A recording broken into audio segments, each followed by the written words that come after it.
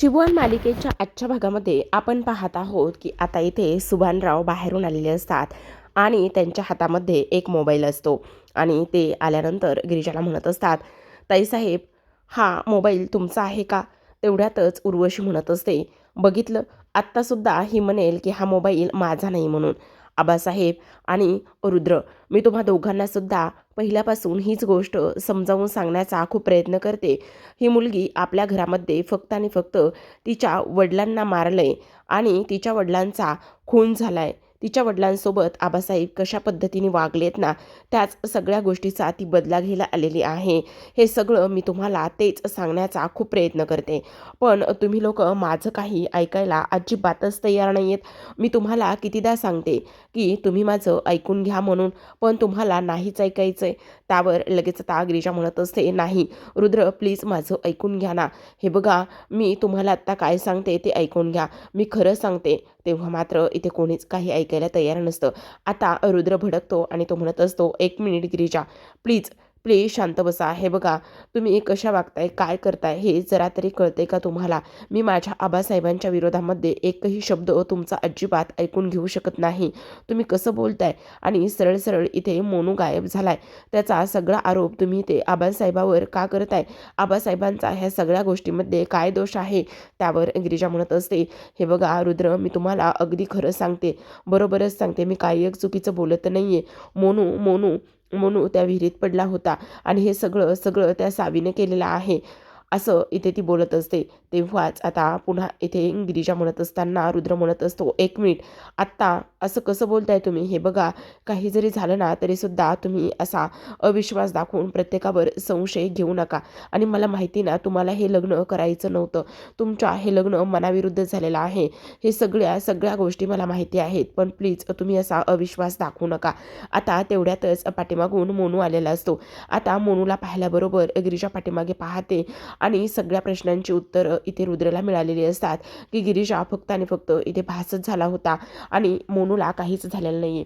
आता जेव्हा गिरिजा मोनूला समोर पाहते, मोनूला समोर पाहिल्याबरोबर ती लगेचच त्याला म्हणत असते, मोनू मोनू तू बरा आहेस ना? हे बघ, तू कुठे होतास? तुला काही झालेलं नाही आहे ना? आता खरा पुरावा समोर आहे. मोनू मला एक गोष्ट सांग, हे सगळं कोणी केलेलं आहे? आता तुला घाबरण्याची वगैरे काहीच गरज नाही आहे. ह्या सगळ्या गोष्टी कोणी केलेल्या आहेत मोनू, तू सांगू शकतोस? असं सुद्धा आता इथे ती बोलत असते. आता मला सांग, तुलाच सावीने तिकडे विहिरीकडे घेऊन गेली होती ना? सावीनेच तुला त्या तलावामध्ये ढकलून दिलंय ना? बोल ना बोल, तू अजिबात घाबरू नकोस. घाबरण्याची तुला काहीच गरज नाही आहे. प्लीज तू बोल ना मोनू. तेवढ्यातच आता इथे मोनू बोलत असतो. तो म्हणत असतो, हे बघ तायडे, मी ह्या सगळ्या गोष्टीमध्ये साविताईची काहीच चूक नाही आहे. साविताईनी मला कुठे बी नेलं नव्हतं. अरे मोनू, हे बघ, तू ह्या सगळ्यांना बघून अजिबात घाबरू नकोस. तुला ही लोक कोणी काही करणार नाही आहे. मी आहे ना तुझ्यासोबत. तू अजिबात घाबरू नकोस. हे बघ, काही जरी झालं ना तरीसुद्धा इथे तुला घाबरण्याची काहीच गरज नाही आहे. तू बोल ना, बोल, तू बोल. हे बघ, घाबरू अजिबात नकोस, असं इथे ती बोलत असते. हे सगळं काही बोलत असताना मोनू म्हणत असतो, हे बघ तायडे, प्लीज मी तुला तेच सांगण्याचा प्रयत्न करतोय. मी काय सांगतोय ते तू एकदा नीट ऐकून तरी घे. आणि तेव्हा लगेच आता आपण पाहतो की मोनूने सगळं काही सांगण्याचा प्रयत्न केलेला असतो. मोनूने हेही सांगितलेलं असतं की हे बघ, मी बाहेर अंगणामध्ये खेळत होतो आणि अंगणामध्ये खेळत असताना एक माणूस आला. तो थोडासा वेडसर होता आणि तो मला माझ्याकडे ती कार मागत होता. तो म्हणत होता, मला सुद्धा ही कार खेळायची आहे, मला सुद्धा दे ना प्लीज ही कार खेळायला. आणि तो ही कार मागत असताना मी त्याला स्पष्टपणे सांगितलं की नाही, मी ही कार कोणालाच देणार नाही. आणि तेवढ्यातच आता आपण पाहतो की इकडे मोनू नाही म्हटल्यानंतर तो म्हणत असतो, ते बघ ना समोर काय आलेलं आहे. आणि त्याने मला समोर हत्ती आलाय असं सांगितलं. मी हत्तीला पाहायला गेलो तर समोर हत्ती नव्हता आणि तेव्हा तो लगेच माझी ती कार घेऊन पळाला. आणि तो माझी कार घेऊन पळाल्यानंतर तायडे मी सुद्धा त्याच्या पाठीमागे पळायला लागलो. हे बघ मोनू, हे असं काय करतोयस तू? हे सगळे लोक इथे आहेत म्हणून तू असं करतोयस का? म्हणून तू ह्या सगळ्या गोष्टी अशा बोलतोयस का? पण हे बघ मोनू, तुला घाबरण्याची काहीच गरज नाही आहे. प्लीज मोनू, जे काही आहे ना ते तू व्यवस्थित सांग. ही तायडी आहे ना? नाही गं तायडे, मी तुला खरंच सांगतोय. आता बघ ना, जेव्हा तो माणूस माझी कार घेऊन पळाला तेव्हा त्या विहिरीकडे तो पळाला. तिथे गेल्यानंतर सुद्धा मी त्याला तेच म्हणत होतो, प्लीज माझी कार देऊन टाक म्हणून. पण तो मात्र माझी कार द्यायलाच तयार नव्हता. त्याने शेवटी काय केलं तायडे, ती कार विहिरीमध्ये ढकलून दिली. आणि ती कार त्याने विहिरीमध्ये ढकलून दिल्यानंतर मला म्हणायला लागला, आता बघ, मला तर पोहता येतंय, पण तुला पोहता येतंय का? नाही येत ना तुला पोहता? मग काढ, कशी कार काढणार आहेस तशी तू कार काढ. त्यावर लगेच आता इकडे तायडीला सांगत असतो आणि तायडे त्याने काय केलं माहिती का तुला, ती कार जी आहे ना ती कार पाण्यामध्ये टाकून दिली. मग पाण्यामध्ये कार टाकून दिल्यानंतर मी ती कार पाहत होतो आणि त्या माणसाने मला धक्का दिला आणि धक्का दिल्यानंतर लगेचच मी त्या विहिरीमध्ये पडलो. हे सगळं काही असं झालंय बघ तायडे. यामध्ये कोणाची काही चूक नाही आहे. म्हणजे तुला सांगू का, यामध्ये नाही साविताईची चूक आहे, नाही कोणाची चूक आहे. मी तुला खरं सांगतोय की हे सगळं त्या माणसाने केलेलं आहे. आता लगेच तिकडे रुद्र म्हणत असतो, गिरीजा आता तरी आता तुमचा मोनूवर सुद्धा विश्वास नाही आहे का? मोनूने तुम्हाला या सगळ्या गोष्टी सांगितल्या आहेत, तरीसुद्धा तुमचा मोनूवर विश्वास नाही आहे का? स्पष्टपणे आता असं दिसत आहे की हे सगळं कोणी केलं आहे आणि काय केलं आहे तर मग तुम्ही त्याच्यावर विश्वास ठेवायला हवा आता गिरीजा, असं इकडे आता लगेचच रुद्र म्हणत असतो. तेव्हा लगेच आता इथे जी काही गिरीजा आहे ती तर पूर्ण ब्लँकच झालेली असते. तिला कळत नसतं हे सगळं काय आहे आणि कशा पद्धतीने ह्या सगळ्या गोष्टी झालेल्या आहेत. त्यामुळे मात्र ती आता काहीच बोलत नाही. तर इकडे आपण पाहतो की आता गिरीजा आतमध्ये निघून गेलेली असते.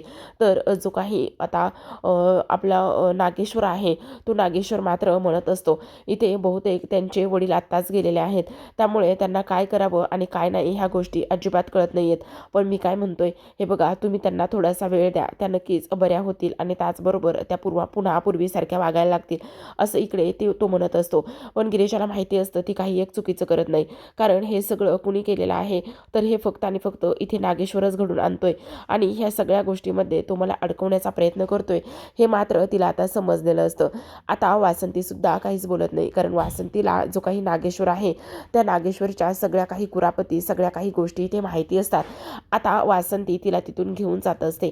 वासंती तिला तिथून घेऊन गेल्यानंतर इथे आता रुद्रला तर काय बोलावं काय नाही अजिबात कळत नसतं. तो मात्र अगदी शांत बसलेला असतो. पण आता लगेचच नागेश्वर रुद्रला त्याच्या खोलीमध्ये घेऊन जातात. आता त्याच्या खोलीमध्ये घेऊन गेल्यानंतर इकडे ते म्हणत असतात, हे बघ मला तुझ्याशी काहीतरी बोलायचं आहे. तेव्हा लगेचच आता नागेश्वर म्हटल्यानंतर रुद्र म्हणत असतो, काय झालं आबासाहेब? आणि तेव्हा तो कपाट उघडतो. आता कपाट उघडल्यानंतर कपाटातून ते कॉन्ट्रॅक्ट कागद काढत असतो आणि तो रुद्रला देतो आणि म्हणत असतो, हे घे कॉन्ट्रॅक्ट पेपर. तेव्हा रुद्र म्हणत असतो, आबासाहेब काय करताय तुम्ही, हे कशासाठी देताय? हे बघा रुद्र, एकदा आम्ही जर एखादी गोष्ट ठरवली तर ती आम्ही करूनच राहतो आणि तुम्हाला हे कॉन्ट्रॅक्ट वाचायचं होतं, पाहायचं होतं ना. आम्ही काय म्हणतो की हे जे काही कॉन्ट्रॅक्ट आहे ना हे तुमच्याकडेच ठेवा, आमच्याकडे हे कॉन्ट्रॅक्ट नको, असं आता इथे तो बोलत असतो. आता हे सगळं काही बोलल्यानंतर रुद्र म्हणत असतो, आबासाहेब प्लीज असं नका करू, माझा तुमच्यावर पूर्ण विश्वास आहे, तुम्हाला काळजी करण्याची आणि मला ह्या सगळ्या गोष्टी सांगण्याची काहीच गरज नाही, असं सुद्धा इथे आता रुद्र म्हणत असतो. आता रुद्रने हे सगळं काही बोलल्यानंतर आपण पाहतो की इकडे नागेश्वर म्हणत असतो, नागेश्वरने एखादी वस्तू एखादी गोष्ट जर इतरांना दिली तर ती पुन्हा त्याची कधीच नसते, असं बोलल्यानंतर आता लगेचच जो काही रुद्र आहे त्याला मात्र खूपच जास्त कसं तरी वाटत असतं. त्याला असं वाटत असतं की आता इकडे गिरिजामुळे असं हे बोलतायत. त्यावर आता लगेश्वर म्हणत असतो, त्याचं काय आहे ना चिरंजीव, तुम्हाला एक गोष्ट सांगू का आम्ही, हे बघा लग्न झालं ना तर लग्न झाल्यानंतर इथे पोरगा आईबापाचा कमी आणि बायकोचा जास्त होत असतो आणि त्यानंतर तुम्ही इथून पुढे आम्हाला कोणतेही प्रश्न विचारायला नको आहेत ना, म्हणून आम्ही हे सगळं काही करत आहोत. हे बघा हे कॉन्ट्रॅक्ट पेपर इथून पुढे तुमच्याकडेच राहू द्या, आम्हाला हे कॉन्ट्रॅक्ट पेपर तुम्ही देऊसुद्धा नका, असं सुद्धा आता इथे तो बोललेला असतो. आता हे सगळं काही बोलून तो तिथून निघून जातो. तर आता दुसऱ्या बाजूला आपण पाहतो की दुसऱ्या बाजूला गिरिजा मात्र इथे जो मोनू आहे, मोनूला पुन्हा पुन्हा विचारण्याचा प्रयत्न करत असते. ती म्हणत असते, हे बघ मोनू, आत्ता इथे आपण दोघंच आहोत आणि तुला घाबरण्याची किंवा असं हरून जाण्याची काहीच गरज नाही आहे. हे बघ घाबरू नकोस, जे काही आहे ना ते सगळं तू मला सांगून टाक, तुला घाबरण्याची काहीच गरज नाही आहे आणि तू घाबरतोस तरी कोणालाच घाबरू नकोस. तायडी आहे ना, ही तायडी तुला काहीच होऊ देणार नाही आहे, ती तायडी नेहमी तुझं रक्षण करेल, त्यामुळे तू घाबरू नकोस. त्यावर लगेच आता मोनू म्हणत असतो, अगं तायडे मी तुला तेच सांगण्याचा प्रयत्न करतोय, हे बघ मला कोणी काहीच नाही केलं आणि मला कोण काय करणार आहे तायडे, तुला कसं कळत नाही. त्यावर लगेच आता गिरिजा म्हणत असते, पण मला एक गोष्ट सांग, तुला ती सावीच तिथून घेऊन गेली होती ना, मग जर तुला ती सावी तिथून घेऊन गेली होती तर मग इथे तू असं बाहेर का खोटं बोललायस. अगं तायडे मी तुला तेच सांगण्याचा प्रयत्न करतोय की मला कोणीच घेऊन गेलं नव्हतं आणि तोच माणूस होता, मी असं का करेल, मी असं खोटं का बोलेल ग तायडे, असं सुद्धा तू बोलायला सुरुवात करतो. तेव्हाच आपण पाहतो की इकडे गिरिजा मनामध्ये विचार करत असते, म्हणजे त्या लोकांनी मला फक्त आणि फक्त खोटं पाडण्यासाठी एक ट्रॅप लावला होता, फक्त आणि फक्त इथे मी ह्या सगळ्या गोष्टीमध्ये अडकावी आणि त्याचबरोबर इथे मला खोटं पाडावं म्हणून नागेश्वरनी हा ट्रॅप लावला होता. ता मोनू म्हणत असतो, कसला ट्रॅप ताडे आणि कसलं काय बोलतेस? तेव्हा ती म्हणत असते, नाही मोनू काहीच नाही, पण मला आता खूप भीती वाटते इथे राहण्याची. तर आता दुसऱ्या बाजूला आपण पाहतो की हे तिघेजणसुद्धा इथे उर्वशीच्या खोलीमध्ये असतात आणि नागेश्वर मात्र सावीचं खूपच जास्त कौतुक करत असतो. तो म्हणत असतो, वा वा वा वा सावी, खरंच खरंच एक नंबर. काय तुम्ही डाव टाकलाय ना, ती पोरगी जी आहे ना गिरिजा, तिची तर आत्ता बोलती बंद झाली बघा तुमच्यामुळे. खरंच तुम्ही तर ना एकच नंबर काम केलेलं आहे. तेव्हा उर्वशी म्हणत असते, बघितलं आबासाहेब, शेवटी निवड कोणाची आहे, चॉईस कोणाची आहे, तर ती तुमच्या दिदीबाईंची, बरोबर की नाही? त्यामुळे ही जी काही सावी आहे ना, तीच घोरपडींची सून होण्यासाठी योग्य आहे, हेच मी तुम्हाला कितीतरी वेळा सांगत आलेली आहे. आणि तेव्हा नागेश्वर म्हणत असतो, हो दिदीबाई हो, तुम्ही अगदी बरोबर बोलताय, अगदीच बरोबर बोलताय. हे ज्या काही सावी आहेत ना, त्याच आपली सून होण्याच्या योग्यतेच्या आहेत. पण आता तो दिवस नाही आहे. आता तुम्ही आता काळजी करू नका. एकदा का त्या गिरिजाला ह्या घरातून बाहेर काढलं ना, तर मग लगेच आपण सावी आणि रुद्रचं लग्न लावून देऊयात. आता तुम्ही हा जो काही प्लॅन केला आहे ना, ह्या प्लॅनमुळे इथे गिरिजा अर्धी मेली झाली असेल. पण इथे लगेचच आता उर्वशी म्हणत असते, न्यू जनरेशन हो साहेब, न्यू जनरेशन. त्यावर नागेश्वर म्हणत असतो, पण दिदीबाई गिरिजासुद्धा न्यू जनरेशनच्याच आहेत. त्यामुळे तुम्ही जरा सावधच राहा. त्यांच्यासुद्धा डोक्यामध्ये हे असे नवीन नवीन काहीतरी कुरापती येतच असतील. त्यामुळे थोडासा विचार करा, असं नागेश्वर म्हणत असतो. आता नागेश्वर ह्या सगळ्या गोष्टी बोलल्यानंतर उर्वशी म्हणत असते, तुम्ही अजिबात काळजी करू नका. तुम्ही आता दिदींना हे सगळं काही सांगितलेलं आहे ना, दिदींच्या हवाली हे सगळं काही केलेलं आहे ना, त्यामुळे तुम्हाला काळजी करण्याची काहीच गरज नाही आहे. आणि त्यावर नागेश्वर म्हणत असतो, तिला फक्त आणि फक्त इथे तिच्या बापाला मारल्याचा बदला घ्यायचा आहे आणि त्यामुळेच ती आलेली आहे. पण ह्या नागेश्वरला हरवणं आणि ह्या नागेश्वरशी पंगा घेणं, ह्या नागेश्वरला नडणं मात्र आत्तापर्यंत कोणाला जमलं नाही. ही तर काल आलेली पोरगी आहे, असं नागेश्वर बोलत असतो. तर आता दुसऱ्या बाजूला आपण पाहतो की गिरिजा आणि मोनू आता खोलीमध्ये असतात. गिरिजा म्हणत असते, हे बघ मोनू, मला तर आता खूप भीती वाटते आणि काही जरी झालं ना तरीसुद्धा इथे तू अजिबात मला सोडून कुठेच जायचं नाही आहेस. त्यावर लगेच आता इकडे मोनू म्हणत असतो, ताईने मला माफ कर गं. हे बघ, मी असं बाहेर अंगणामध्ये तुला न सांगता खेळायला नको होतं आणि जरी खेळत असलो तरीसुद्धा तुला ह्या सगळ्या गोष्टी मी सांगायला हव्या होत्या. त्यावर लगेच आता गिरिजा म्हणत असते, हे बघ, ह्या घरातली माणसं अजिबात चांगली नाही आहेत. त्यावर मोनू म्हणत असतो, ताईडे तू असं का बोलतेस, जिजू किती चांगले आहेत. त्यावर लगेच आता गिरिजा म्हणत असते, हे बघ जिजू चांगले आहेत, पण बाबा गेलेत आपल्याला सोडून. आता बाबा गेल्यानंतर हे बघ मोनू, मला ना तुला अजिबात गमवायचं नाही आहे मोनू. काही जरी झालं तरीसुद्धा इथे तू माझ्यापासून दूर जाऊ नकोस. तेव्हा मोनू म्हणत असतो, ताईडे अगं तू अशी का बोलायलीस, मी तुला सोडून कुठे बी जाणार नाही आहे आणि प्लीज असं रडू नकोस ना गं ताईडे, असं इकडे तो म्हणतो आणि तिला वचन देत असतो. तर आता आपण दुसऱ्या बाजूला पाहतो प्रेक्षकांनो की इकडे आता जो काही रुद्र आहे तो मात्र अस्वस्थ झालेला असतो आणि अस्वस्थ झाल्यानंतर इकडे वासंती त्याच्यासमोर येते आणि वासंती त्याला कसला तरी प्रसाद देत असते. तेव्हा रुद्र त्याला विचारतो, तिला विचारत असतो की काय झाले आईसाहेब, हा प्रसाद कसला आहे.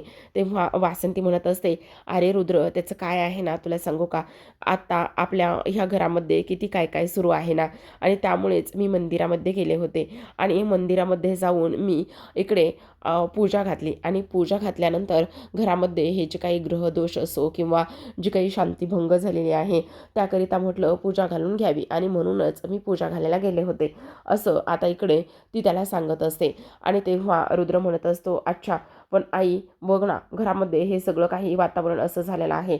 अरे रुद्र, हे बघ, मला माहिती आहे गिरिजाचं जे काही वागणं आहे ना ते तुला खटकलंच आहे आणि तिचं वागणं जे आहे ना ते खटकण्यासारखंच होतं. असं डायरेक्टच तुझ्या बाबांवरती इथे आरोप तिने करायला नको होते. हो आई, पण हे बघ रुद्र, तुला एक गोष्ट सांगू का, तिच्यावर तुझं खरं प्रेम आहे ना, मग तिला समजून घे आणि तिला थोडासा वेळ दे. आई अगं, मी तेच तर करण्याचा प्रयत्न करतोय. त्यांना मी पूर्ण समजून घेण्याचा तर प्रयत्न करतोय ना, पण त्या मला समजूनच घेत नाही आहेत. त्या माझ्या पाठीमागे उभ्याच राहत नाही आहेत, तर काय करणार आहे. हे बघ, तू काळजी करू नको, सगळं काही व्यवस्थित होईल. आणि तुला आणखी एक गोष्ट सांगू का रुद्र, हे बघ, डोळ्यांना जे दिसतं तसं नसतं आणि त्यामुळे प्रत्येक गोष्टीवरती इथे असाच विश्वास ठेवून नाही चालणार. आपण जेव्हा अंधारामध्ये चालतो ना, तर अंधारामध्ये चालत असताना आपल्या पायाला बऱ्याचदा इथे ठोकर लागते. पण आपल्याला कळतं का अंधारामध्ये नेमकं काय आहे तर? मग तुला एक गोष्ट सांगू का? हे सुद्धा असंच आहे बघ. आणि तू गिरिजावर असा अविश्वास दाखवू नकोस. तिच्या पाठीशी खंबीरपणे उभा राहा. असं म्हटल्यानंतर आता इकडे लगेचच वासंती म्हणत असते, हे बघ, काही जरी झालं तरीसुद्धा इथे तिने असे जे आरोप केलेत ना, त्या आरोप करण्यामागे तिचं नक्कीच काहीतरी कारण असू शकतं. तिने तुझ्या बाबावर असे आरोप का केले? कशामुळे केले? ह्या सगळ्या गोष्टींमध्ये काहीतरी कारण असूच शकतं ना रे. त्यामुळे तू थोडासा जरा विचार कर आणि थोडासा विचार करून एकदा का हे सगळं काही व्यवस्थित झालं ना, तर सगळं व्यवस्थित होईल. कारण तू गिरिजाला आत्ता ह्या क्षणाला समजून घेणं खूप जास्त गरजेचं आहे रुद्र, असं ती बोलते आणि तिथून निघून जात असते. तर आता दुसऱ्या बाजूला आपण पाहतो की संध्याकाळ झालेली असते. बरीच रात्र झालेली असते. म्हणजे घरातील जवळपास सगळेजण झोपलेले असतात. तेव्हा मात्र गिरिजा तिच्या खोलीमध्ये येते आणि गिरिजा खोलीमध्ये येऊन बेडवरती सुटकेस ठेवत असते आणि त्यामध्ये तिच्या आणि मोनूचे कपडे भरत असते. इथे मोनू म्हणत असतो, ए ताईडे, असं काय करतेस गं? नको ना, आपण हे घर सोडून जायला नको ना गं. इथली माणसं सगळीच किती चांगली आहेत आणि का आपण घर सोडून जातोय गं ताईडे? प्लीज गं, माझं ऐकून घे ना गं ताईडे. अगं हे बघ, एकदा मी जिजूंना सांगून येऊ का? जर मी जिजूंना सांगितलं ना, तर ते ह्या सगळ्या गोष्टीवर नक्कीच काहीतरी मार्ग काढतील. हे बघ, अजिबात कोणाला काही सांगायचं नाही. तू वेडा आहेस का? काय सांगायची गरज आहे ह्या सगळ्या गोष्टी कोणाला पण? नाही हां सांगायचं हे कोणाला काहीच. पण तायडे असं काय करतेस गं? नको ना असं करूस. हे बघ, सांगणं खूप गरजेचं आहे ना गं. त्यावर लगेच आता गिरिजा म्हणत असते, मोनू, आगाऊपणा करू नकोस हां. हे बघ, आपण या घरामध्ये नाही राहू शकत. अगं पण तायडे का नाही राहू शकत? ते तरी सांग ना मला, का नाही राहू शकत? हे बघ, तुला एक गोष्ट सांगू का? आत्ता आपल्या ह्या सगळ्या गोष्टीमध्ये आपला जीव वाचणं सगळ्यात जास्त महत्त्वाचं आहे आणि मला आपला जीव वाचवायचा आहे. त्यामुळे प्लीज आत्ता नको आहे. आणि त्यावर म्हणू म्हणत असतो, अगं तायडे, पण आपण जाणार तरी कुठे? कुठे जाणार? काय करणार? सांग ना गं. बासुद्धा नाही आहे आपला आता इथे. त्यावर गिरिजा म्हणत असते, हे बघ, आपण कुठेही जाऊ, कुठेही राहू, पण इथे नको राहायला. कारण इथे मला तुला गमवायचं नाही आहे. तू माझ्यासाठी खूप जास्त महत्त्वाचं आहे. नको, आपण इथे कोणालाच सांगायचं नको.